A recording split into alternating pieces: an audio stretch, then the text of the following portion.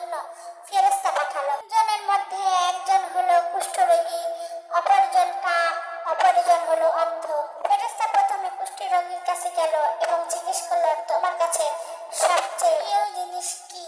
তখন সে বলল, সুন্দর গায়ের রং এবং সুন্দর চামড়া, কেননা মানুষ আমাকে ঘৃণা করে। ফেরেশতা তার গায়ে হাত তুলে দিলেন, সঙ্গে সঙ্গে তার রোগ ভালো হয়ে গেল। তাকে একটি গর্ভবতী উট দেওয়া হলো উপহার স্বরূপ। এরপর লোকটি গেল টাকওয়ালা লোকটির কাছে। সে বলল, আমি আমার মাথার চুল চাই।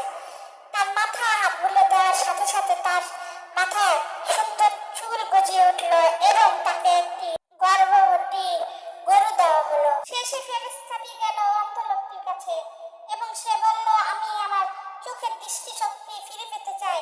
তার চোখে হাত বুলিয়ে দেওয়ার সাথে সাথে তার দৃষ্টিশক্তি ফিরে এলো এবং তাকে একটি গর্ভবতী ছাগল দেওয়া হলো। কয়েক বছর পর তাদের ছাগল, উট, গরু বংশ বৃদ্ধি করে পুরো মাঠ ভরে গেল। তারা অনেক ধনী হয়ে গেল, কিন্তু এখনো তাদের পরীক্ষা বাকি ছিল। কি ছিল সেই কঠিন পরীক্ষা? আপনারা জানতে চোখ রাখুন এই পেজে এবং লাইক সাবস্ক্রাইব করে পাশে থাকুন। দ্বিতীয় পার্ট আসছে খুব শীঘ্রই।